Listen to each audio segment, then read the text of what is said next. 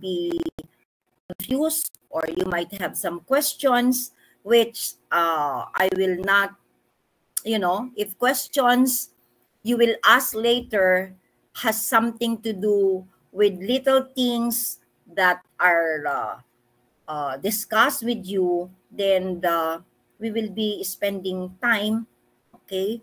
As I have said, I will be spending more time helping you, deepen, the quality of your feasibility rather than spend time on correcting the presentation in terms of the required outline. Okay, so if we are ready, we will start with the first lecture before I proceed to chapter 1 already. So as we agreed yesterday, I will discuss two lectures today, the outline and chapter 1 already, so that on Friday, we will now listen to the presentation of idea, okay, or topic proposal from the 6 groups, okay, and I will be expecting 6 or 5 presentation, okay, of the topics that you will have, and then from there we can already decide, okay, which one. Yes, Althea, you're raising your hand. Yes po, Doc. Doc, as lang po namin, if yung sa presentation po, kanya-kanya po ba kaming dala ng laptop or isang laptop lang po yung gagamitin? Which is... Okay, as much as possible, everybody should always be with their laptop.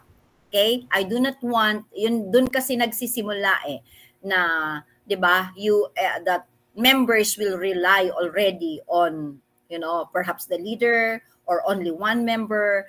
I suggest, or I'd rather require, that each one of the member of the group will have their own, so that all your proposals, 'di ba? Halimbawa, dapat inano nyo na 'yan,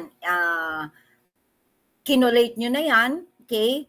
But each one should have a copy of all the proposals. Maybe you can take turns in presenting, right? You can take turns in presenting the 6. Okay. So ito yung unang-unang activity natin sa ating face-to-face next week, that each member will take turn presenting at least one proposal, one topic proposal. It doesn't matter if what you have agreed upon, okay, does not include any of somebody else's suggestion. Halimbawa, 6 kayo, right? Pero ang napagkasunduan nyo na parang medyo realistic or may probability na ma-approve ay hindi napasama yung isa sa suggestion ng isang member, it's okay. But each one should at least present.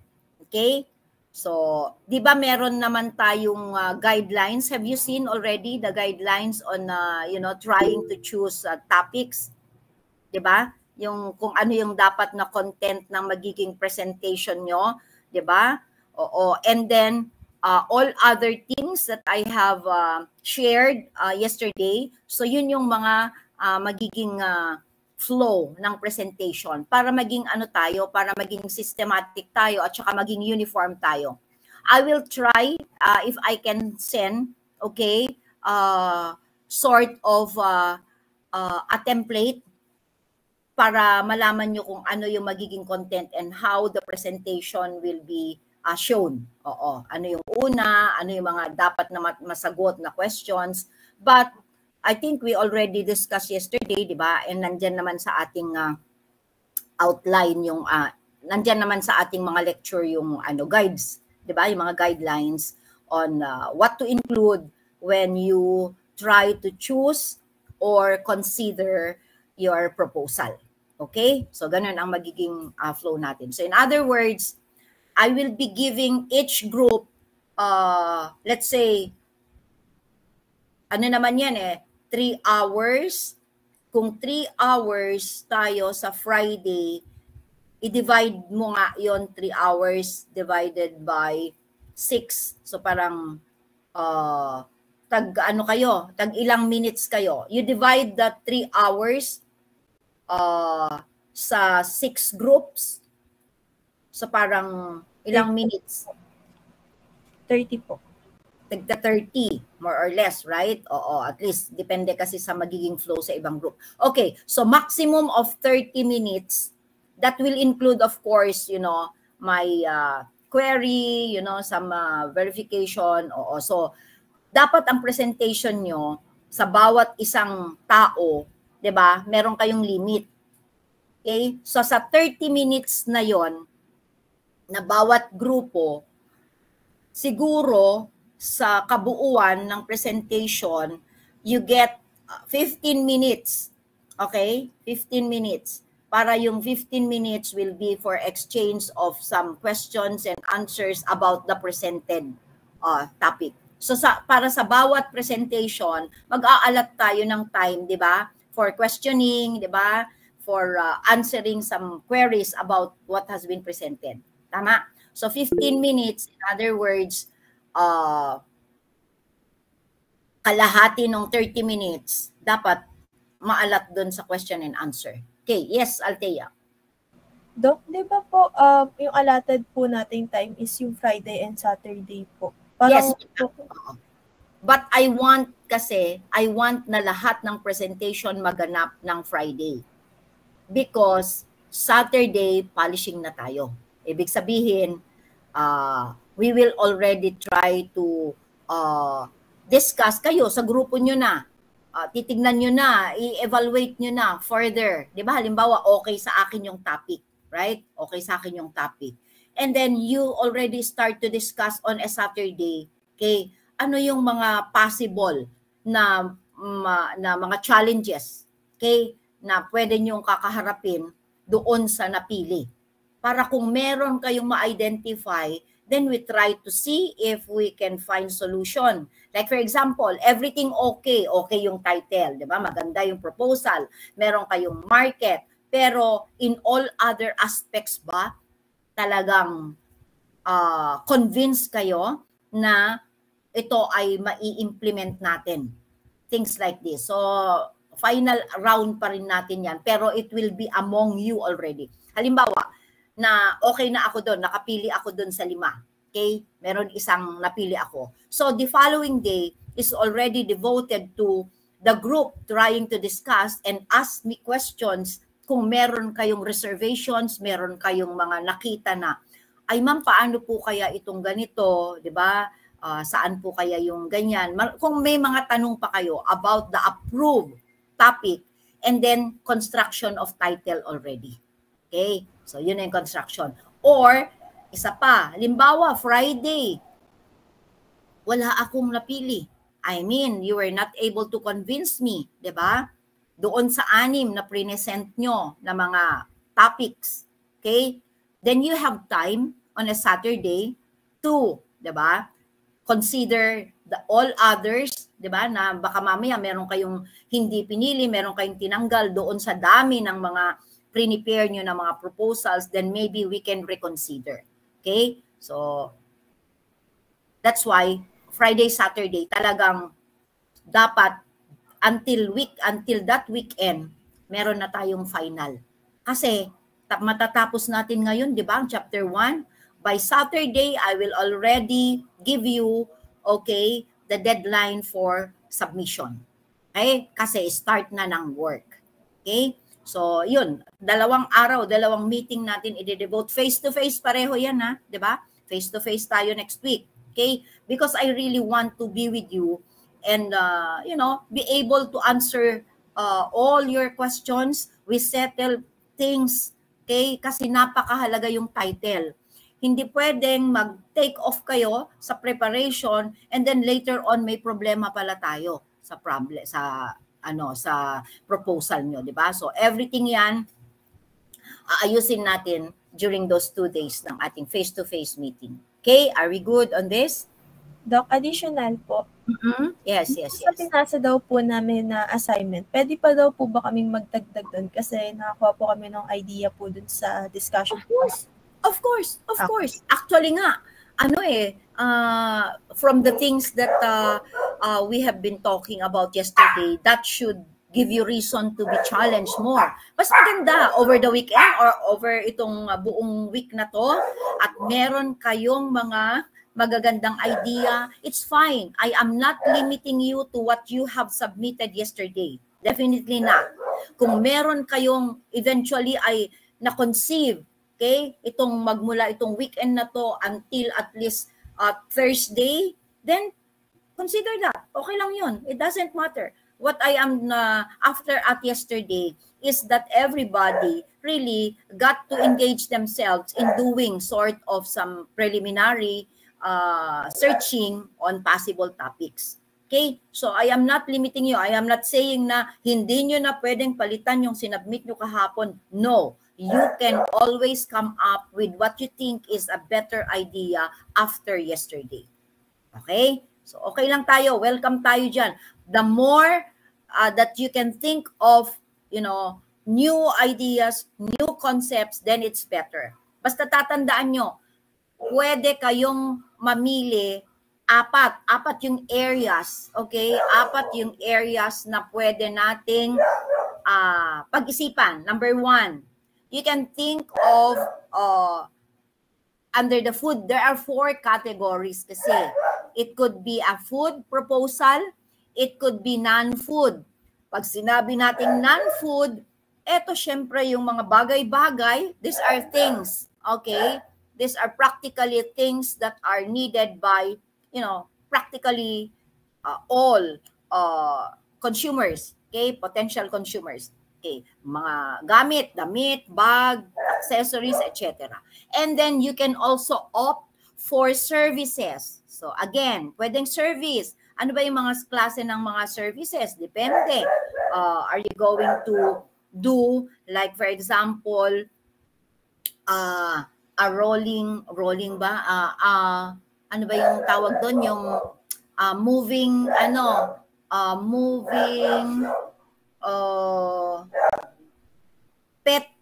pet grooming. Yan. Yung alam mo yon, yung parang truck na parang may mobile pala, sorry. A mobile kasi proposal nung isa ko ding dati mobile pet grooming services. Ayan. Yung tipong, di ba tayo, sino ang mga pet lovers dito? Sino ang mga fur mommies dito? Di ba? Kung meron ka, yan. Althea, di ba ikaw, you bring it to Tiendesitas, you bring it to, di ba, kung saan mo pwedeng ipag-groom, ipa-check yung, yung fur baby mo, pero yung proposal na yon na service type could be, maybe you can have this mobile type of pet grooming na ikaw yung pupunta, let's say, to a certain subdivision. And may subdivision kayo. You live in a subdivision. Sorry. Ingay na itong aking alaga. You live in a subdivision. Ito yung mga, ito ang ingay nitong aking mga fur babies. So, kung meron sa subdivision, halimbawa, pwede mo i-target yun. Instead of them, kasi time is of the essence din, di ba? Sa tayong mga fur parents, instead of them going outside, spending gasoline, time, tayo na, yung mobile na ang pupunta doon. Tapos i-groom nila. Yung mga tipong ganyan, nagawa na rin yan at na-realize yan ng isang Well, ito yung mga bagay na you can duplicate. Why? Because yung coverage kasi nung pet grooming, yung mobile pet grooming na yon, limited lang kasi hindi naman niya mako-cover ang wide area, right? So ang kinover niya lang is dito sa area namin, like Antipolo or Rizal na place, na city, na province. Yun lang kinover niya. So if you want to do same thing, it's fine. It's fine. Kasi you're going to do it somewhere, let's say, saan ka ba, Althea? Saang lugar ka? Rodriguez, Rizal po. Rizal ka rin ba? Opo. Pareho pala tayo. Saan ka sa Rizal? Sa Rodriguez po, Doc. Rodriguez? Malayo po sa Antipolo.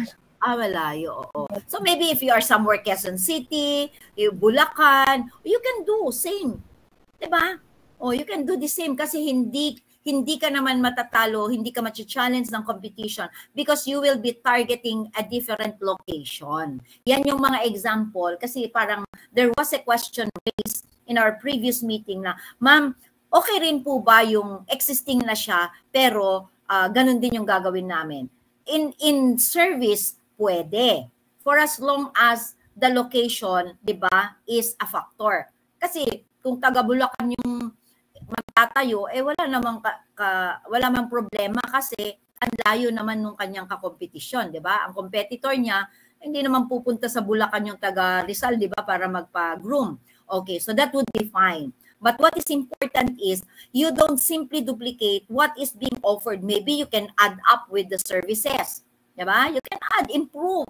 Yung nakikita nyo should serve as your model when you do benchmarking. So you can benchmark actually, especially services, di ba? Diba? Especially services. Okay. And the fourth one is on technology. Yan, di ba yung sinampol ko kahapon sa inyo, yung ano ba yun dun sa LRT, yung ano man tawag natin doon, yung nilalagyan ng load ngayon na nagmaterialize na? Beep card. Beep card, yes. Actually, yung beep na word, galing sa estudyante natin yan before. Oo. Kaya pagka kayo nag-study, you also have to be very careful kasi nga, di ba, hindi naman natin ito napapapatent. Yung patent kasi, yun yung magbibigay sa atin ng exclusive right, di ba? Legal right over the idea. Tama? So, ingatan nyo yun. Iingatan nyo. When you do survey later on, when you do interviews, halimbawa, yung proposal nyo has something to do with interviewing, particular organization or a particular company, ingatan nyo not to give or not to open up everything about your study that's going on. Kasi pwedeng manakaw yun eh. Before you know it, mas mabilis silang magpapatent. Mas mabilis sila kasi may resources talaga sila. Di parang ikaw pa yung nanggaya. Tama? Ikaw pa yung nanggaya. Actually, part of our proposal before is available yung pagpapaload na naka-tie up siya sa, let's say, sa ibang mga networks. Sa ibang, yung halimbawa, Globe, or yung nagpapaload din, yung pwede tayong magpaload, ganon, na pwede mong loadan yung card mo, yung beep card mo, from other, para, ang proposal namin before is, para hindi na kailangang doon mismo sa LRT magpa-load kasi pila din tayo doon, di ba, sa mga machine nila. Ibig sabihin, part of our proposal din is to tie up with other whatever mga network, parang halimbawa, example, di ba, tayo nagpapaload tayo galing sa Globe, yung mga ganon, kung ano yung mga facilities na meron para mapaload, pero dapat naka-tie up yung LRT doon para legal yung official yung pagpapaload natin somewhere outside the LRT vicinity. Para tayo, dire-diretso na lang, wala nang bottleneck, wala nang crowd doon sa sa mga LRT, 'di ba? Kasi minsan nagmamadali ka. Oh my God, 5 pesos na lang laman and then you have to line up para magpalagay. Okay? Para magpalagay. Okay? So yung mga ganon, these are examples of technology. Okay, ano pa ba yung mga sample ng mga technology na ginawa namin noon? Yung tipong, nung nauso kasi yung mga yung mga parang hold up o kaya pinapasok na bahay, yung tipong merong halimbawa, parang lock connection na kahit malayo ka, nag-a-alarm yung gadget na yon. So alam mo na somebody is opening your house or ganon. Diba? Yung mga things like this are all part of technology. Kaya yung challenge ko sa inyo. Guys, you are young. I believe that you have a lot of ideas in mind. Let us not settle for something na parang just a duplication or a repetition of already what is around us. Challenge yourself to think of something na ikaw ang pioneer. Ikaw ang pinagmulan ng proposal na yon. And who knows, later on, 'di ba? Later on, kayo ang magtuloy ng negosyo na yon. You have it patented so that you have the exclusive right over it. You can even sell that idea. Right? You can even sell that idea. 'Di ba? Things like this. So, yun yung mga natin. Yun yung mga sample na ang dami ko actually, marami kaming mga very good papers, okay, because for so many years since mga early 2000, 2001, 2003 hanggang when I left, when I stopped teaching in the undergrad sometime in 2016, I have been very active, you know, trying to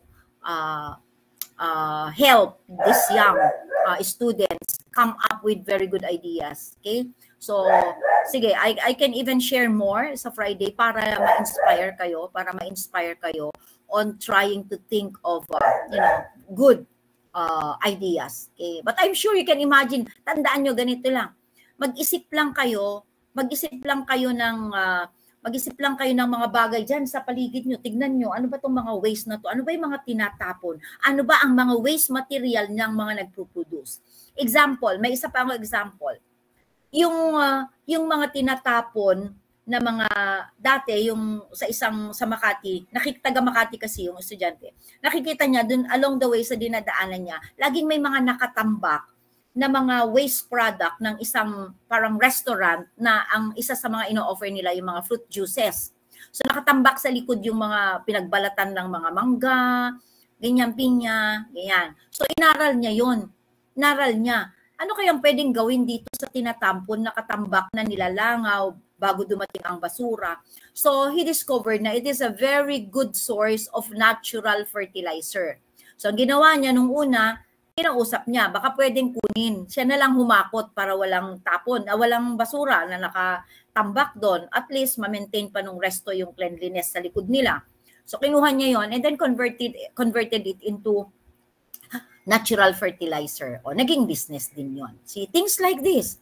Sipin nyo, ano yung mga bagay na patapon or waste product, okay, ng mga other businesses na pwedeng pakinabangan. Like, yes, plastics, correct. Yung plastic na yan, ginawa din namin yan na may gumawa din yan ng hollow block out of it. Okay?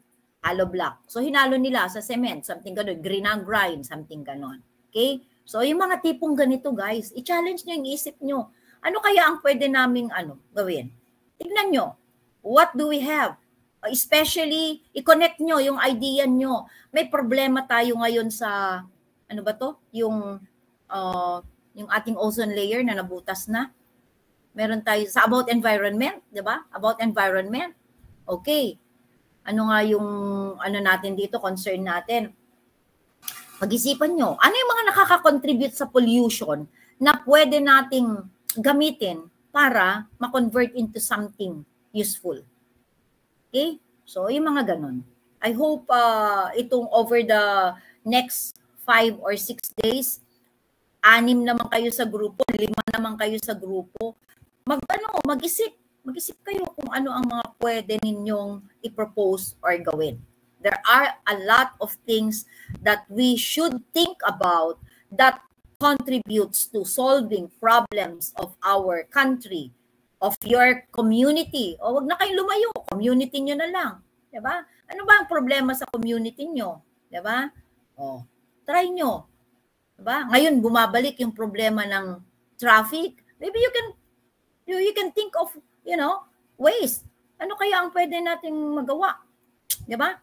O, para makatulong. Kasi ang tagal ng problema na yan. Hanggang ngayon, wala silang maisip na tamang paraan, kundi mga rerouting, color coding, etc. Baka there are better ways and baka kayo ang makaisip nun. Okay? So, isip kayo, anong problema ng bansa natin? Okay? Ano ang pwede niyong makontribute? Okay, you can benchmark. Kaya napakahalaga, when I finish discussing already chapter 1, napakahalaga doon, yung you go back to your research knowledge about ROL, review of your related literature. Search. Bawa, meron ka ng idea, di ba? Search mo yun. Meron bang gumawang study about it? Meron bang nakapag, Baka meron. Hindi lang dito sa Pilipinas. pero sa ibang bansa.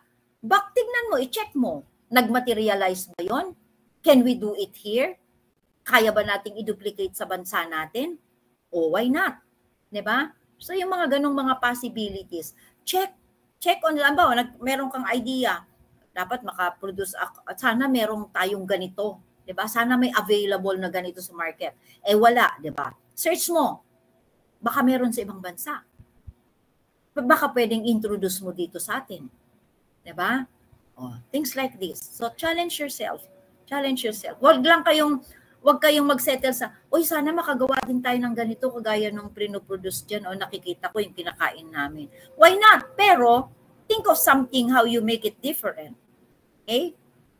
So apat yung pwede nyong pag-isipan. Mas maganda nga kung sa grupo ninyo, you can come up with at least one sa bawat kategorya.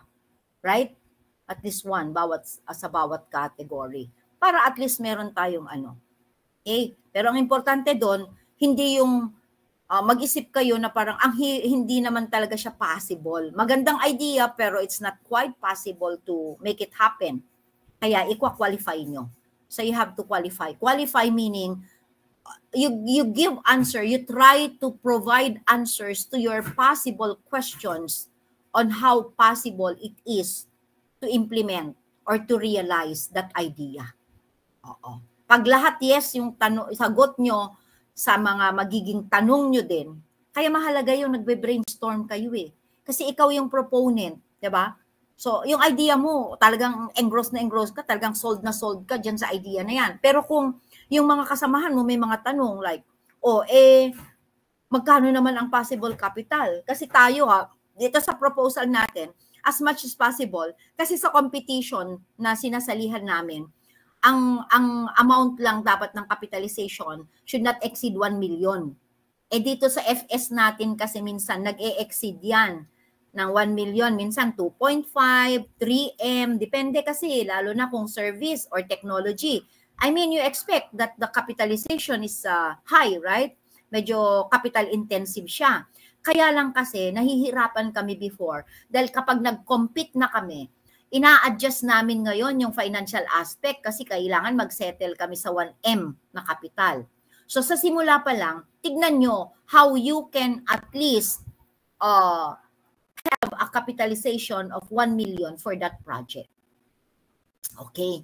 Para kapag napili halimbawa yung idea ninyo at yun ang ilalaban natin sa labas, meet na natin, hindi nyo na i-rework yung financial aspect ninyo para maging 1 million lang ang capital. Okay, but later on, we will go to all of those aspects. Don't you worry. Start muna tayo dito sa simula ng ating Okay, so are we good dito sa natin? So I can proceed. I know that many of you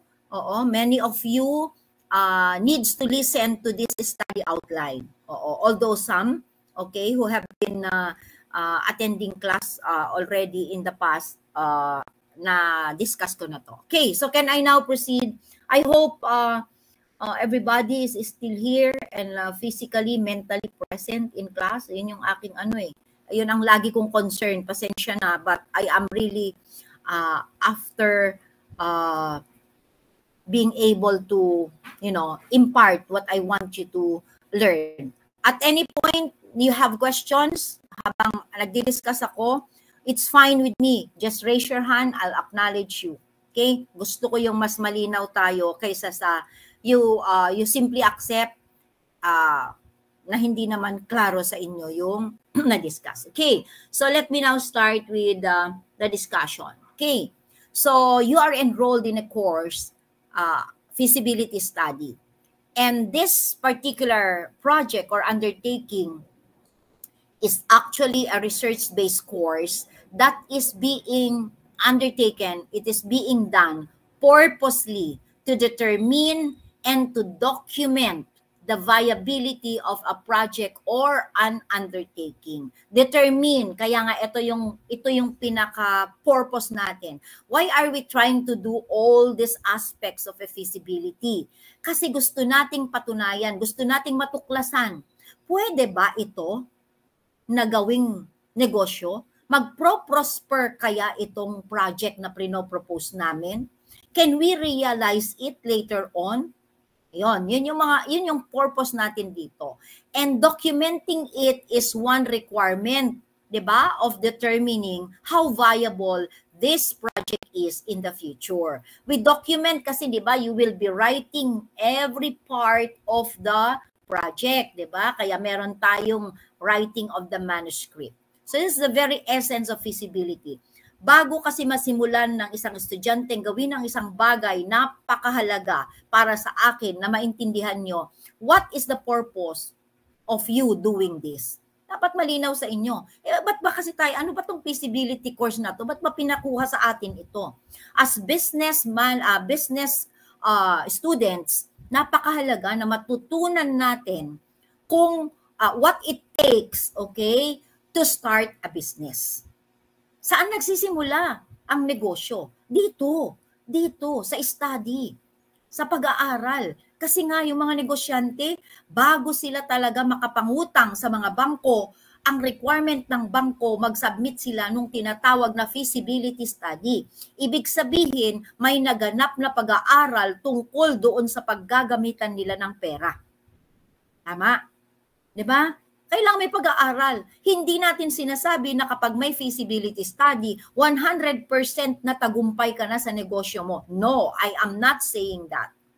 What I'm trying to say is, the result of your idea, ang siyang magbibigay sa inyo ng sort of an advice kung yung iniisip mong paglalaanan mo ng pera ay hindi masasayang kahit papano kasi makikita mo ay pwede kasi tignan mo nag-project tayo 5 taong projection nung plano natin. 'Di ba ang plano niyo sinimulan niyo nga sa pag-gather ng mga history nung mga yung field of yung industry kung saan yung gustong pasukin hanggang sa pag-produce, pag-advertise, hanggang sa pagbebenta, etc. ay napatunayan nyo, okay, pwede. Kasi kahit papano, nung gumawa na kayo ng financial report ninyo through preparation of financial statements, ay kumita. Kahit papano, after a year or 2. O, di sasabihin mo sa sarili mo, okay lang na mag-invest tayo ng kahit na sabihin mong umabot pa ng 1 milyon. Kasi sinasabi nung pag-aaral natin, pwede. Pwede tayong magtagumpay. Okay, so that's the very purpose of doing this. Okay, so as I have said, the result of your study later on will tell you or will help you, will guide you to make a decision whether or not to continue, to abandon, to postpone, or forget about your proposal. Kasi kung halimbawa na natapos nyo, tapos nung quinantify nyo na yung possible nakikitain, dire-diretso na from year 1 hanggang 5 years, parang wala kang ma-generate na income kasi mas malaki ang gastusin at walang masyadong demand, parang what for na i-recommend mo na gawin itong project na to, di ba? So at least meron na kayong basis for decision making. Then naman ang very essence ng research, di ba? Research outputs, research result are really intended for decision making. Later on kayo, you are the managers in the making. I would like to assume, okay, kayo dapat yun ang inaasam nyo. Kung ang sentro may vision, ang vision ng sentro is to become the university of first choice, ikaw sa sarili mo dapat meron ka ding vision. Kayo ba at this point may vision? 3rd year na kayo, tama? Diba? 3rd year. Dapat may vision ka na. Ako, after finishing college, sasabihin mo sarili mo, dapat, I will give myself a year or 2 na mag-start muna sa lower, but I should go up the ladder and become eventually supervisor, manager, of vice president, etc. Dapat ganun. Diba? Because ito yung mga ito yung mga training nyo. These are all your training grounds. 'Di ba? Decision making. Kailangan dun kayo mahasa kung paano makapag-resolve ng isang problema kung paano makapagdesisyon sa mga challenges na haharapin mo sa trabaho, sa tao, sa negosyo. Okay? Okay. The feasibility study is an effective way to safeguard against wastage of resources. Sabi ko kanina, sayang naman kung suicide ka pa, 'di ba? Tutuloy ka pa. Kung yung resulta mo nga, nung nag-produce ka nga nung nag-survey ka nga sinasabi nung tinanong mo na parang hindi sila interested sa pinopropose mo. Ay, what for? Naituloy natin, 'di ba? Nagsasabi na sila na parang iba yung gusto nila. Or they will stay loyal to what they already have. Di yun yung dahilan para yung pera mo, yung intended mo for an investment ay hindi mapupunta sa waste. Yun ang ibig sabihin nito. These are guide to help you protect also your financial resources. Aba, hindi biro yung mag-raise ka ng money, di ba? Kaya nga sugal, sabi nila sa negosyo, di ba? It's really a gamble. Pero it matters if you have some guide through feasibility study. Okay, next. Yan. Ito sinasabi na sa simula pa lang. Biro mo, ang estimate lang, 20 or at least 60% of all business ideas is commercially viable. Why? Kasi 'di ba, hindi rin natin ma-predict, 'di ba? Tayo, kung titignan mo kasi muna, class yung nature ng customers. Ikaw mismo sa sarili mo, 'di ba? Napaka-unsatiable natin. Ano ibig sabihin ng unsatiable? Ang bilis nating manawa. Tama ba ako? Do you agree with me? Gustong-gusto mo ngayon. Pero after a while, a month or two, ayoko na, iba ulit. Just like the way you change your cell phones, right? Naka-iPhone, ano ka na ngayon? Pag may lumabas, oh my God, nangangati na naman ang daliri mo. Di ba? Napindutin yung bagong iPhone. Di ba? May bagong bag. Ayoko na ito. Ako adik. Aminin ko, adik ako sa bag. Kaya gusto ko talaga lahat ng meron ako, but that's my only passion, no? Ang ko lang is talagang nasa bags and, dress, ganun. So, kanya-kanya tayo, ganun tayo. That's how unsatiable customers are. So, anong ibig sabihin? Sugal talaga sa mga nagne-negosyo kung paano nila ma-maintain commercially yung itinayo nila. Di ba nakikita nyo naman, pre-pandemic, marami ba kayong nakitang negosyo na wala na ngayon? They were not able to survive. Nagkaroon ng dagok, hindi nila nakayanan. Yung mga nakayang bumalik ngayon, yun yung maagap na nakapag-cope up at nakapag-shift. Nag-shift sila, di ba? Mabilis silang naka-cope up kasi nung nag-pandemic, meron siguro silang resources or mabilis silang makaisip na nag-shift to online, delivery, di ba ganon? Yung iba, yung dati na pinupuntahan ka muna ng customer, yung mga nag-survive na ngayon ay nakabalik na, ito yung mabilis na nakaisip ng strategy, ng paraan. Ginawa nila, di ba? Nag-convert nila into something na ipalalamog natin. Kaya nabuhay din ang mga deliveries, di ba? Noong pandemic, right? Nabuhay yung mga nag-shift. So, ang ginawa nila, it's either, sige, take out tayo lahat. Diba? Kasi wala nang pupunta sa atin para bumili. Mag-online selling na tayo, i-post na natin things like this. Our brief, our, mabilis. Just like the way we did sa atin, sa school natin. Diba?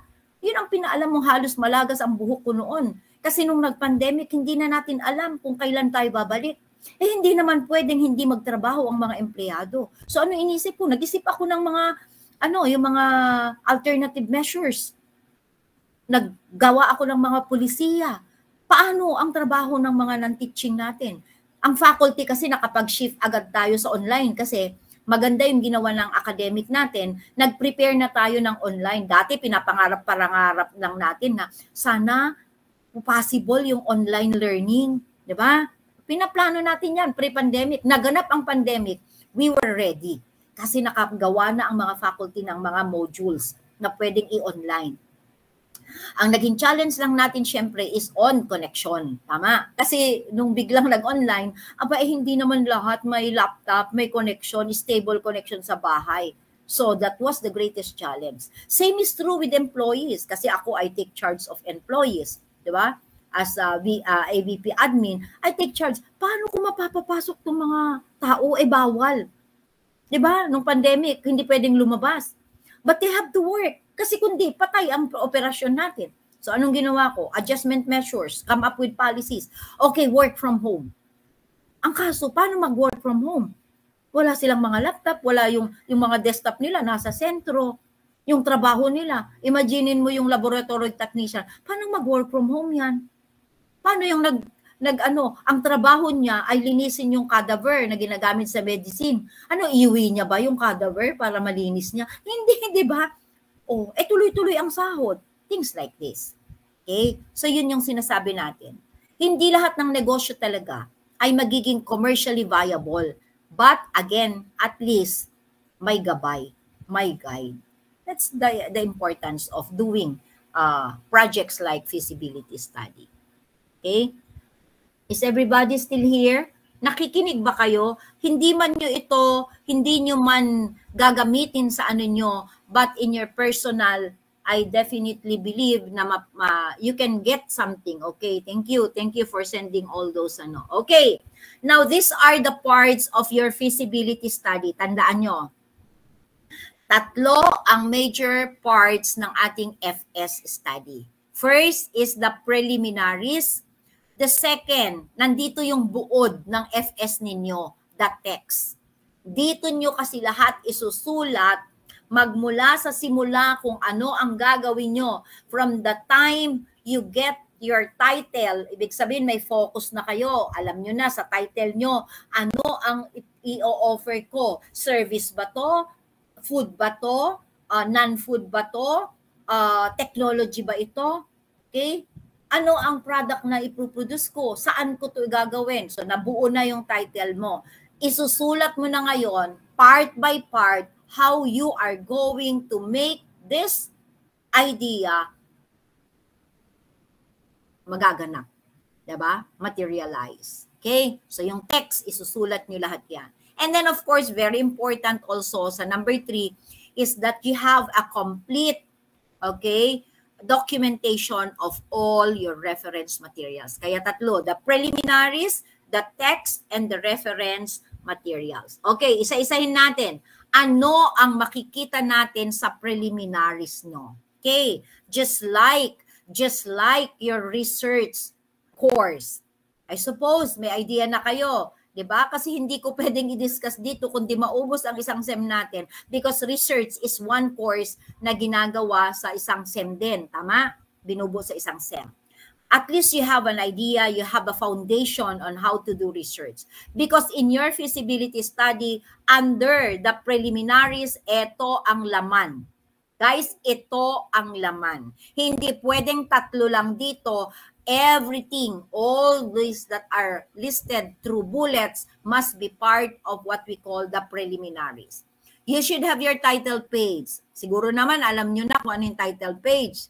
You have the approval sheet. Ito yung pinipirmahan lang kapag successful na kayo sa pagdi-defend nitong FS nyo. Dedication, ayan. Acknowledgement, your table of contents which I say is the roadmap of your study.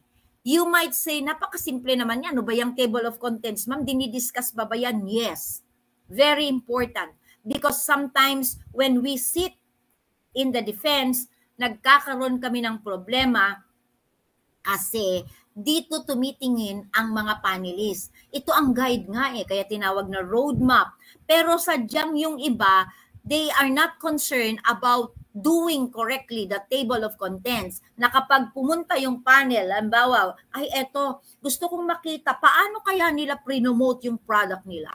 Okay, then I go to marketing. In the table of contents, it says, okay, product, advertisements or promotional campaign, halimbawa, promotions, page 27. Pagpunta nila sa 27, ang nakalagay doon, compensation scheme. Ano sa tingin nyo? Matutuwa yung panelists? Definitely not. Okay? So, simpleng bagay, pero it matters. Diba? It matters. Kailangan tama. kailangan tama yan. You have to show us the roadmap of your study, and that is through the table of contents. List of tables. I suppose you know the rules in presenting tables. Simple ulit, pero mahalaga. Example, ito ang hate na hate ko ha. Minsan may mga estudyante na pag nag-present ng table, isang table inilagay sa isang page. Why? Ang pangit tignan, mahalaga din sa akin ang presentation. Presentation meaning, kapag ang isa, ilagay niyo yung sarili niyo sa titingin sa papel niyo, ha? Kapag ba ikaw ay tumitingin ng isang paper, ng isang research, isang output, di ba magandang tignan kapag maganda ang presentation, tama ang size ng table, tama yung font size, malinaw ang mga nakasulat, at saka lahat ng data nandun. May title yung table, inilagay niya kung pang ilang table yan, di ba? Yung iba, hala, ang ilalagay lang naman nila is isang number, 1-digit number, pero pinalaki yung, alam mo yon, yung itsura, hanggang sa inoccupy na, paramihan ng pages? Hindi. I am not after gaano kakapal ang inyong manuscript, guys.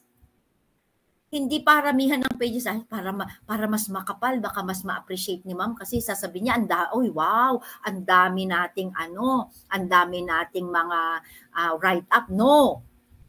Ilagay niyo yung tama lang na size. Ilagay niyo din sa tamang positioning. Di ba? When you try to present tables, you have to observe the right sizing, di ba? Nung mga create yung columns, rows, hindi nyo kailangan palakihin yan. Parang ilagay mo lang naman. Halimbawa, age, 21. Pero parang pwede kang maglagay ng pwede kang maglagay ng parang 5. Diba? So, small things, but they matter. Small things. Because I don't want guys to, sabi ko nga sa inyo, hate na hate ko yung magko-correct ako. Dapat ang i-correct ko content. Hindi yung mga ganito. Hindi yung sasabihin kong, can you please resize your table? Can you please adjust your font? Yun ang hate kong gagawin sa correction. I would rather say these things. Can you improve your description of your product so that you can include at least how it tastes? Diba? What will be the color? What will be the size? Yun. Hindi yung adjust your indentation. Can you please make a capital letter, etc.? Ayoko nun. Or move your next table to the next page. Okay? Huwag nating Let us observe already itong mga preliminaries na to. Please. These are all part of research. Okay. List of figures and illustration. Ano yung mga sample ng list of figures? Baka meron kayong i-present na map. Meron kayong i-present na ano ba yung mga example ng mga figures and illustration? Ito yung mga pictures, halimbawa, di ba? Okay, may create kayo ng mga let's say illustrations, okay? Sa process, etc. The title of your figures and illustrations, Ana, shh, quiet. The title of your list of figures and illustrations should be under. Yan ang kaibahan sa table. Tama ba ako? Are you aware of this? Sometimes kasi yung iba, sasabihin nila, opo ma'am, pero pag sinubmit, ako pa rin yung mag-aaro pa baba ng title ng figures and illustration kasi pinarehas nila sa table. Okay? Ayan. And then of course, to complete your preliminaries, you present your executive summary. Okay? The executive summary.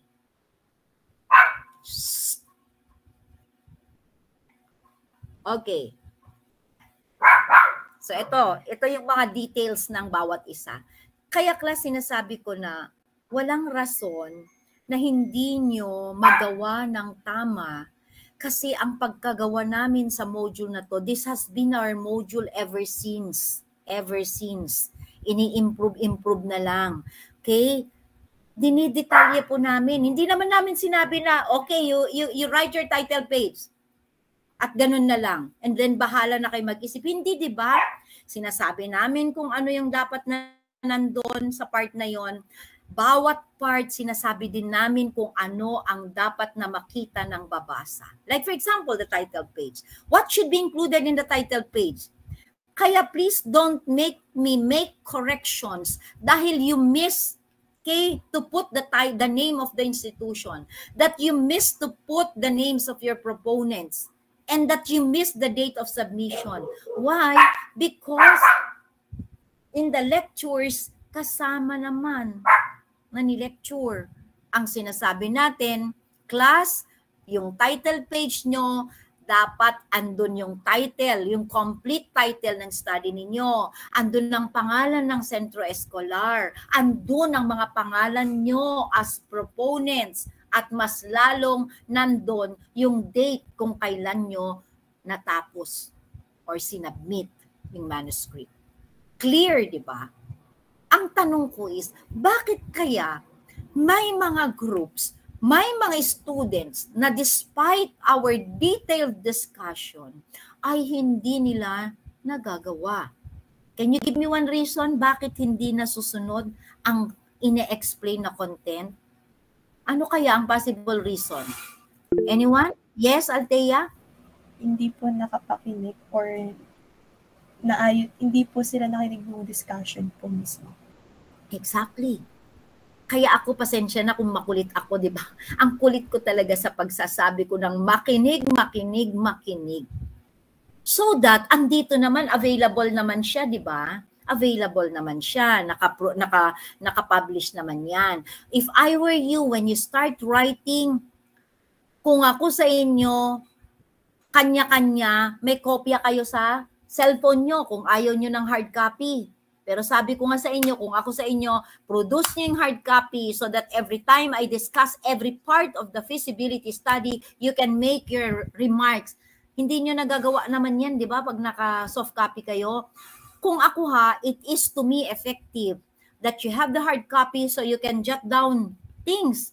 Because not everything that is that I say is in the PowerPoint, right? There might be things na i-discuss ko na worth taking down, right? So you can put in your hard copy. Para pag ginawa nyo, katabi nyo. Okay, guys, sasabihin mo, okay, dapat na palang ma-prepare ang ating preliminaries kasi we're almost done, we have to prepare. Balikan ko nga yung notes natin. Ano ba yung sabi ni ma'am? Dapat ito pala ang laman. See? Ganon, para iwasan na natin yung too much time spent, checking all this. Approval sheet. Okay. Yung pagpirma ng approval sheet, ito yung senyales na na-examine na. Ito yung pagkatapos nyo na mag-defend. Ito yung huling-huling lalabas ang pirma, okay, ng panelist nyo, ng advisor nyo, ng dean ng kolehyo. Kasi ibig sabihin, senyales yan that your FS has been thoroughly examined and that it has been accepted as a legitimate coursework. Okay? Done. Successful. Okay? Darating kayo sa stage na yan, and I want everybody that at that stage, you will really feel proud of your output. Okay? I know, alam nyo ba, napakasarap sa feeling namin na mga FS advisor, yung pagkatapos ng defense nyo, lumabas kayo sa room, tapos halos mauntog na yung mga ulo ng mga estudyante sa ceiling, sa taas ng lundag kasi pumasa sila, na-appreciate yung trabaho nila at mataas ang grade nila. If you can only see yung expression ng mga estudyante during defense, syempre meron ding lalabas na halos maglupasay na, umiiyak na sila, nag-iiyakan, but it's their fault, right? It's their fault. Because if you don't take seriously, sabi ko nga sa inyo, ang FS nyo, then you will have that kind of reaction during defense. You will really feel sorry. But if you really put your commitment, your time, and your honest contribution to your FS, I tell you, you will be one of those who will shout for joy, okay, on the day of your defense. Kasi, confident ka. You did it well, and you will be proud of your output. I want you all to be in that position, okay, come December, okay? So, nagsisimula pa lang tayo, consistent, hindi dapat na pag ganyan, tapos biglang bababa ang momentum ninyo. You have to maintain your momentum. Kung gaano kayo ka-excited ngayon na mag-isip ng mga topics nyo, dapat yung excitement nyo continuous na ma-maintain nyo habang ginagawa nyo hanggang matapos, hanggang sa defense. Don't you worry, I will be with you. Kasi hindi ako ang uupo sa defense nyo. But don't worry, hindi ko kayo pababayaan up to the last day before you go to your defense. I will teach you how to present. You just have to work on your manuscript. The rest, I will help you. I will help you up to the point on how to present, how to say it, ano yung dapat sabihin, and how to answer possible questions. Okay? I will be with you. Okay? So, kailangan lang gawin nyo yung part ninyo. Okay? Ayan. Okay. The approval sheet contains the FS signatures of course, your advisor, oral examination panel, and the dean, as I have said a while ago. Okay. Yun ang passes nyo na pasado kayo sa FS. The dedication, well, you include the names of persons na whom you want to dedicate. Maybe your parents for supporting you, considerate, di ba? Kapag ka, nakita nila na busy kayo, nagpupuyat, bibigyan kayo ng, moral support, etc. All those people whom you think, di ba, you want to dedicate your work, inilalagay yan sa dedication. And then you have also to remember, do not forget the people along the way who have assisted you during the course of your study. Okay? From your teachers to your, maybe friends or somebody else in other organizations na nilapitan nyo kasi nag-interview kayo, huwag natin kalimutan kasi naging parte sila para mabuo yung inyong feasibility study. That is where you already try to acknowledge them also in this part. Okay? And then ito nga, yung ating table of contents, okay? It consists of the contents and the pages of the paper. It should be complete, accurate, and consistent. Napakahalaga to. I always say this is one of the important parts of your preliminaries kasi dito lang, hindi na, anong in-expect nyo pagka nag-defend kayo, pupunta page by page para hanapin ang panel. No, they will just go to your table of contents and find the topic they want to, let's say, ask some questions. So, kapag gusto nila, halimbawa, I want to ask these students, di ba? How did they compensate, the people they have been hiring? Ano ba sabi nila? Asan ba yung sinasabi nila dito na compensation scheme? Page 31. Pupunta lang ako sa page 31. And it's frustrating if when you go to page 31 and it contains another data. Frustrating, right? So let's do it right. List of tables, ayan. Okay, these are the result of your survey already. So you follow the format of the contents. Kailangan kung saan nakalagay na page din sa table of contents, dun mo rin makikita sana itong mga list of tables. Okay? These are simple things, but as I have said, they matter in the presentation of your manuscript. The executive summary should contain the summary and highlights of the paper. It is also known as the abstract. You did your research, I suppose you know what should be written in the executive summary. Okay? Ilang aspeto yung FS nyo. Lagyan nyo lang yung highlight ng bawat aspeto. Okay? Not everything really is written. Okay? So it is only a summary. Kaya nga tinawag na summary. Right? So when you come up with a summary, you mention ano yung mga sa tingin nyo ay pinakamahalaga sa bawat aspeto. And that is what should be considered. Okay. Ito yung laman ng abstract. Siyempre, nandun yung title, andun yung mga proponents, kayo yon. Ulitin ko ha, reminder, all throughout your manuscript writing, never, or you should always use the term the proponents. Okay? Hindi na babago. Okay? Later on, meron naman tayong ano doon. Meron tayong guidelines, di ba? Kung ano yung dapat gamitin. Okay? The proponents. And then you put the name of your school, School of Accountancy and Management, pangalan ng advisor nyo, the statement of the problem, methods and procedures, summary of findings, conclusions, and recommendations. Yun lang ang laman ng abstract. Okay? Para kapag binasa, kasi ang unang-unang babasahin ng mga panelists nyo when we give them a copy of your manuscript is the abstract. Para they already can go through, okay, ano ang ine-expect nila dito sa study na to. So, if I were the panelist, okay, so titignan ko, okay, ito pala yung study. This is the study all about.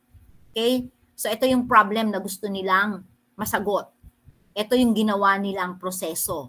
Okay? At ito ang resulta. See? Before I go into the parts already of your manuscript. Para magka-idea muna bago iisipin niya. Kasi yung mga panelist nyo yan, syempre, may kanya-kanyang forte din yan. Diba? So, ang ini-invite namin, yung mga expert sa bawat aspeto. We invite somebody to sit who is an expert in management aspect, expert in marketing, expert in financial aspect, expert in technical, so on and so forth. Para balanse. Diba? Balanse. Okay. Now, let's proceed to part 2. Okay. Ano ba yung part 2 ng ating feasibility study? Ito na yung mahahalagang parte ng FS ninyo. Okay. The text or body includes 7 important chapters.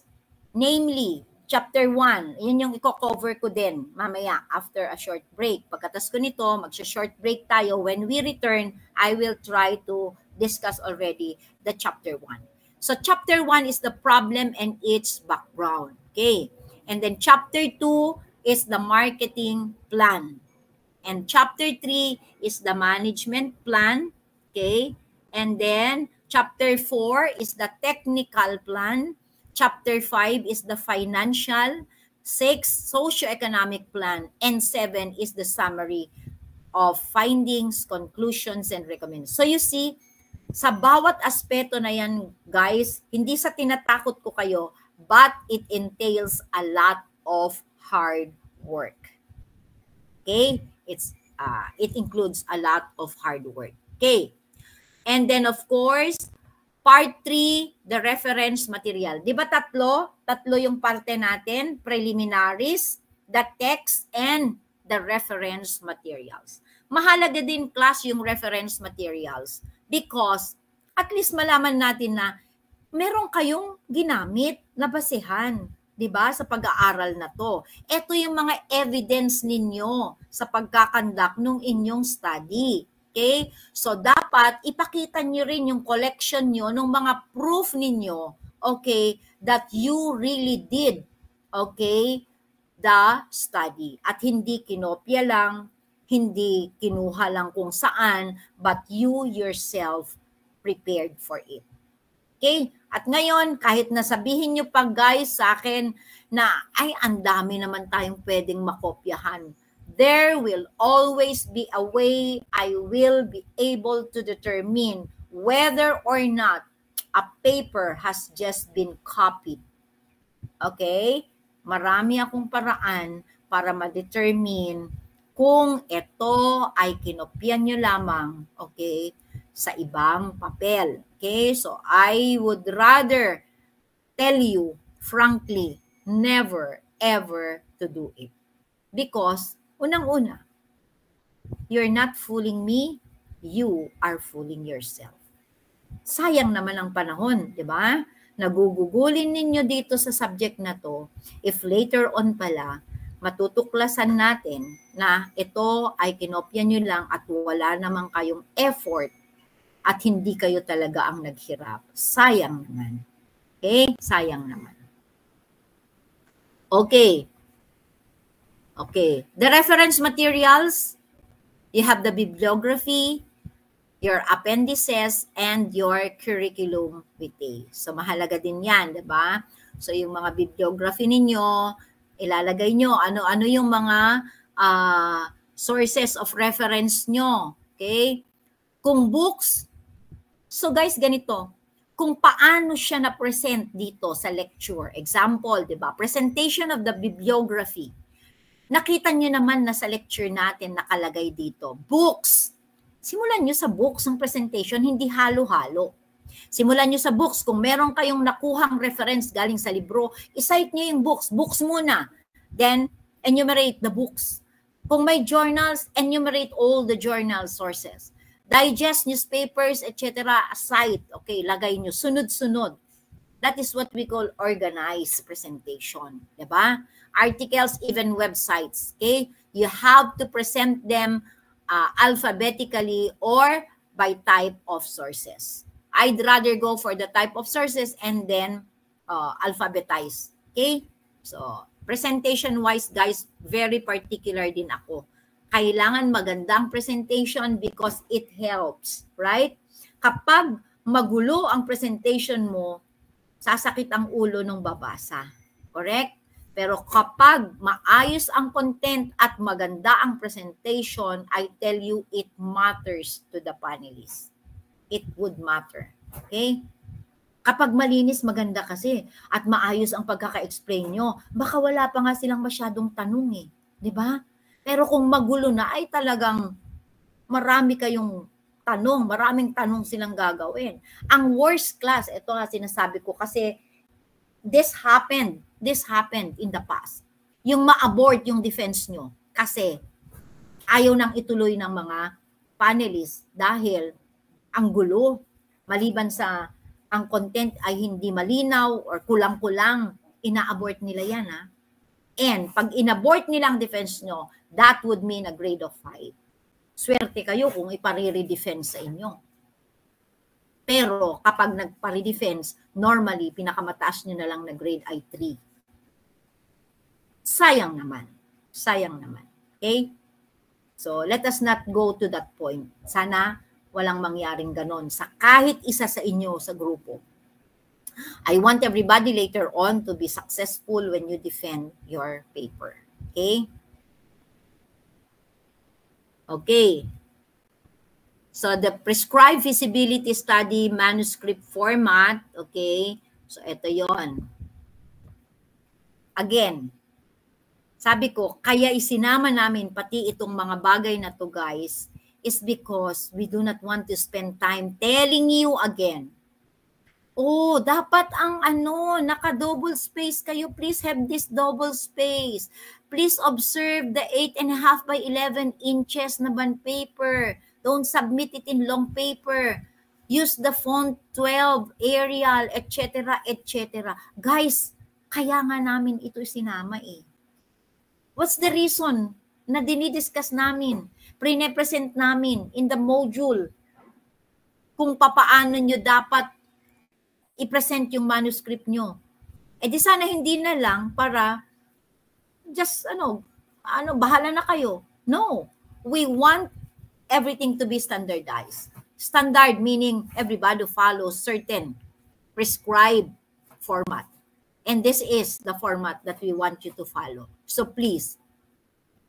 Worst is, okay, minsan, pag nag-submit ng manuscript yan, pag natanggap mo, ay nako, multicolored.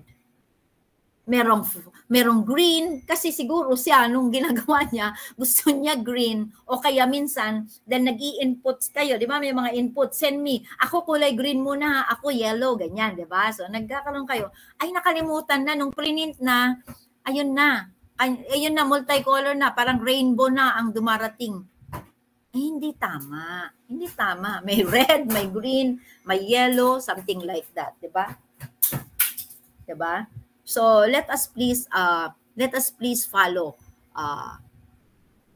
these guidelines. Kaya ito yung dapat na nasa tabi niyo kapag nagsusulat na kayo. Don't forget to go back to this later on. Kasi minsan makalimutan niyo na, 'di ba? Pag nagsusulat na kayo, ako kasi pag may mga ganitong requirement, nasa tabi ko 'yan. Basahin ko lang muna ulit yung kung paano ko gagawin before I start. Okay? So, ganon. Now, for each submission, pagination always starts with page 1, except for the final draft where pagination must already be chronological and continuous. Ang ibig sabihin nito, di ba, gagawin yung chapter 1, right? Okay lang yan, di ba? Mag-pagination kayo. Page 1, 2, 3, 4, 5. Kung ang chapter 1 nyo ay page 1 to 40, okay lang yon.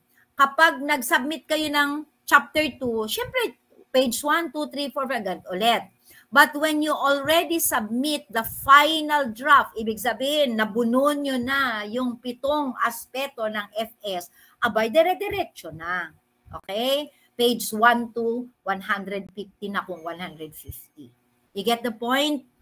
Simple things again, but many are not following. Pag natanggap mo, oh my God, andun pa rin yung pagination nila sa oral. Kasi, ganito kasi, di ba, definitely darating kayo sa point na ang dami nyong versions ng manuscript. Tama ba ako?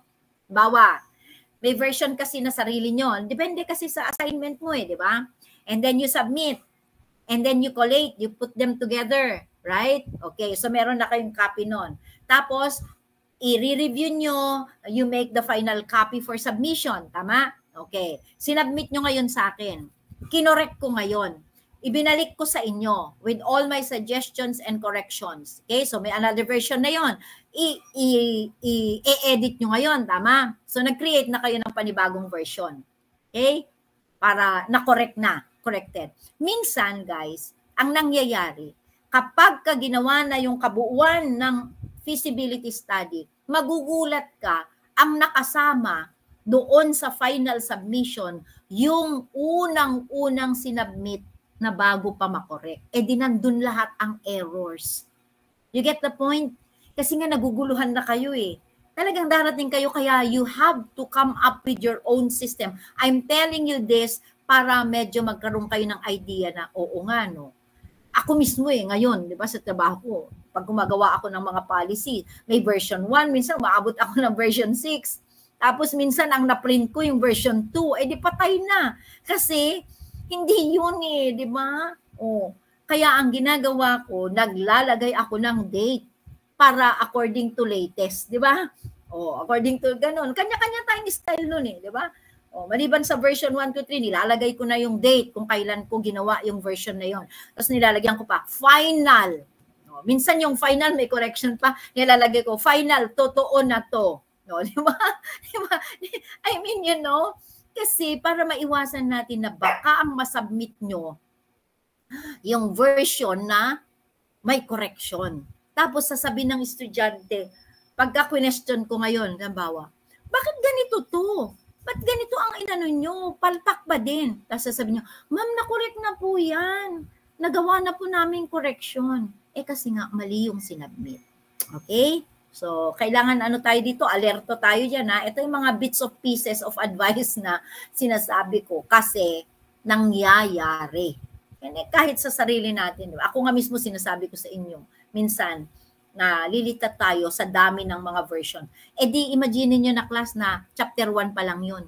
Paano kung pumasok na si chapter 2? Diba? Chapter 3 pumasok na. Wala na, dun na. Tapos may mga problems na kayo na hindi pa natapos nung in charge na member yung paggawa nung proto, yung packaging, yung illustration. Hindi nyo makumpleto. Minsan kulang-kulang, etc. Kaya sinasabi ko, you definitely will encounter problems along the way. Pero tandaan nyo, on top of everything, mangigibabaw dapat yung purpose natin. Huwag kayong gumive up sa mga challenges sa bandang mga gitna ng paggawa ninyo.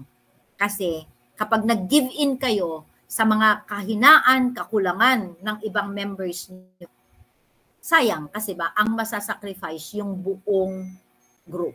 Tama? Yung buong group. That's why there are leaders. Be a leader. Be a leader.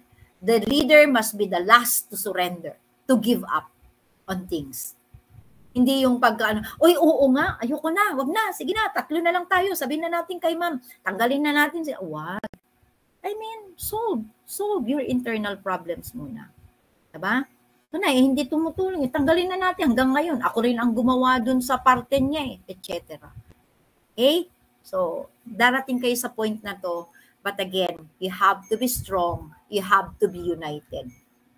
Okay?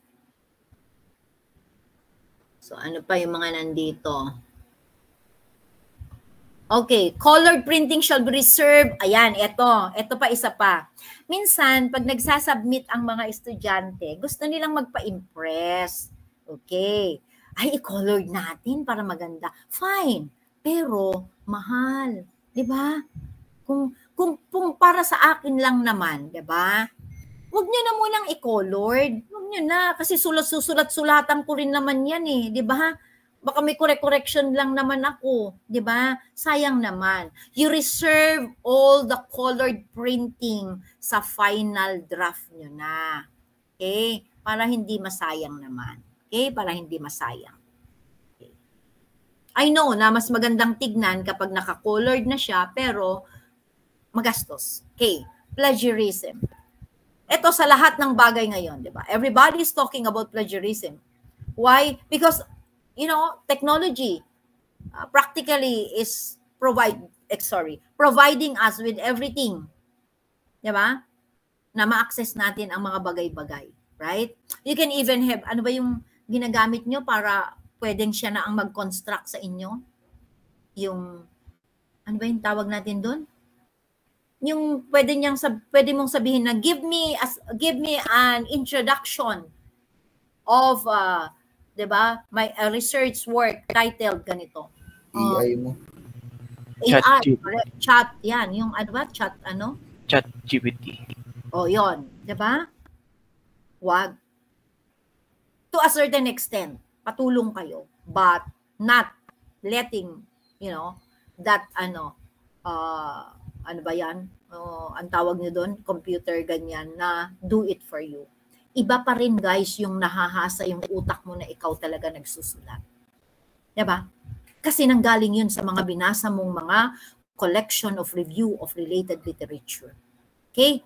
Because if you're proven to have plagiarized, take note, the final grade of 5 and you are going to repeat the course. Mahigpit na tayo. Meron tayo kasing guys, inapprove ko yung pagbili nung Turnitin ba ang tawag doon? Turnitin is the it's an application ba yon or a system that detects plagiarism. Meron tayo diyan sa library and we use that. So matetest is ilalagay natin doon yung mga manuscript nyo to test for plagiarism. So if I were you have to observe the limitations on the use of available facilities in our technology. Okay, so take note of that. Terms and instructions. Okay, terms and instruction. The proponents are the people who conceptualize the business idea and who are planning to put up the proposed business. So ang tawag sa inyo, proponents. Every time you use term to refer to yourself, to your group, we have to be consistent. And what is allowed as term to be used is the proponents. Every time sabihin nyo na, i-claim nyo na, kami, eto ginamit namin. Don't say I, don't say we, don't say they. Use the proponents. Because the use of first-person pronouns like I, we, me, us, our, my, ours, etc. and second-person pronouns like you, your, yours is prohibited. Consistency. From the start to finish, use the term the proponents. Not even the researchers. Huwag kayong magbago-bago. Okay? Use only one term and that is the proponents. When you refer, of course, to kayo sa inyo na gumagawa nitong FS. Okay. All tables, figures, and illustrations in the manuscript must be properly labeled. Never present anything without a label because you will not be able to tell the reader what is expected or what is being presented in that table or that figure. Dapat may label. Kasi ikaw alam mo, oo, alam mo. Walang problema dun. Alam mo, kasi kayo yung proponent. Pero yung nagbabasa, hindi niya alam. Para saan ba tong table na to? Right? Diba? So, that's the importance of labeling properly your tables, figures, and illustration. Okay? So, they should be properly labeled and introduced textually before or after they appear. Example, table 12 shows the age of the respondents based on the survey. So sinasabi mo na, yung makikita nyo po, halimbawa, sa nagbabasa, parang ibig sabihin nito, pag nilagyan mo ng label, sinasabi mo na, o yan, yung susunod po na makikita nyo na table, yan po yung mga age ng mga sinurvey po namin. O, di ba, klaro? Diba? Kasi may label. They are textually labeled. Okay.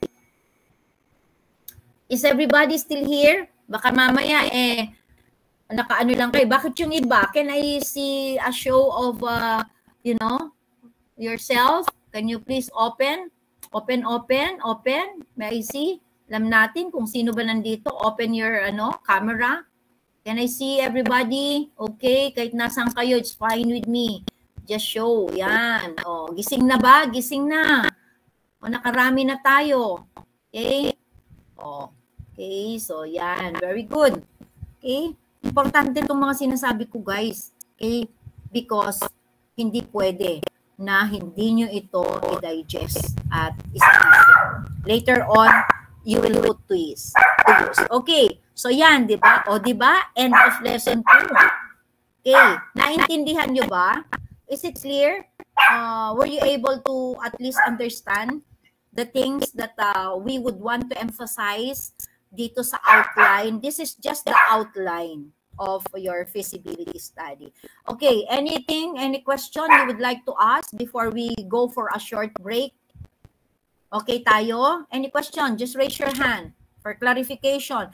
Guys, ulitin ko, I appreciate students who will ask questions rather than keep quiet and pretend to have understood, pero meron naman palang hindi klaro. Kasi baka pag tinanong niyo yung kaklase nyo, iba din ang pagkaintindi, tanungin nyo na ako. You ask me. I appreciate more than I dislike yung hindi pag-ask ng question. Mas gusto ko yung nagtatanong kasi magkakaroon ng linaw yung mga bagay-bagay na gusto nyo mas maintindihan. Okay? Even along the way when I discuss later on the chapter, tanungin nyo ako kung may merong hindi klaro. Okay? So at this point, okay, Miss, absent po ako kahapon, wala po akong ka-group. Ayun ang malaking problema mo, Vince, ngayon.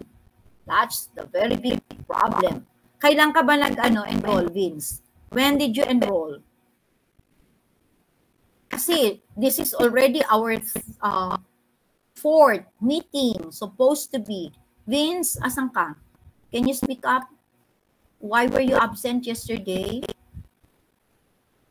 Where is Vince? Vince, hello? Asan na si Vince? Nawala na, absent na, nawala na. Pagkasabi niya na absent siya, nawala naman na siya. Why were you absent? Wala kang group. Naku, delikado.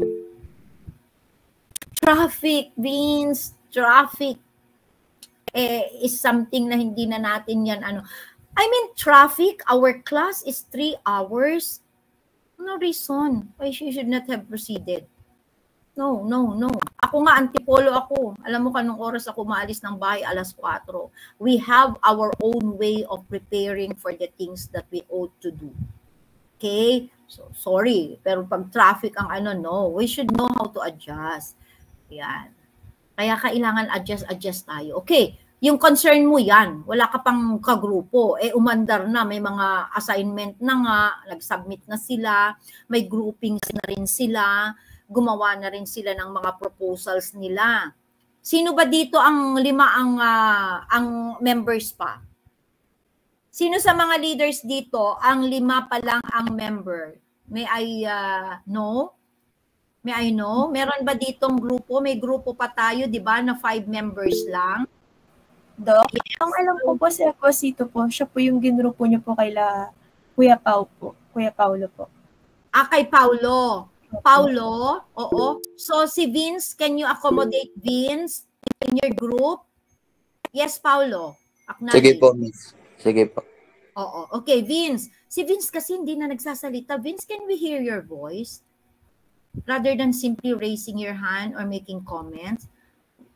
Vince, can we hear your voice? Yes, Miss. Where are you? Asan si Vince? Miss. Okay. So, Vince, you will join the group of Paulo. Paulo, your group is number what? Opo, Miss. 1 po. Okay, group 1. Okay, so Vince, you will join the group of Paulo, but make sure na medyo humabol ka. Okay, you have to coordinate with the group. Okay, kasi medyo naka-take off na sila ng mga early preparations. Okay, so you can cope up. Is that okay, Vince? Okay po, Miss. Okay, you have to coordinate now. Okay, after our class, you have to coordinate, especially to your leader, para ma-update ka niya kung ano yung mga bagay na dapat mong mahabol in terms of what we have started already. Okay?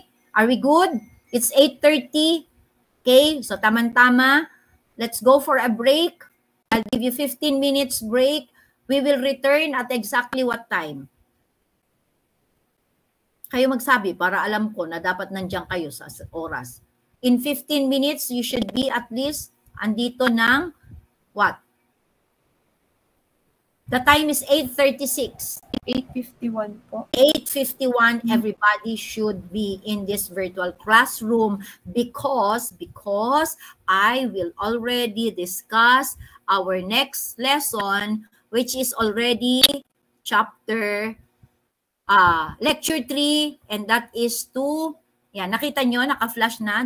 Can you see already? Yes po, Doc. Yes. And this is already chapter 1. Okay, because kapag tapos na nating i-discuss, you will start already working after our meeting face-to-face on Friday and Saturday. Take note, meetings next week will be Friday, Saturday, face-to-face.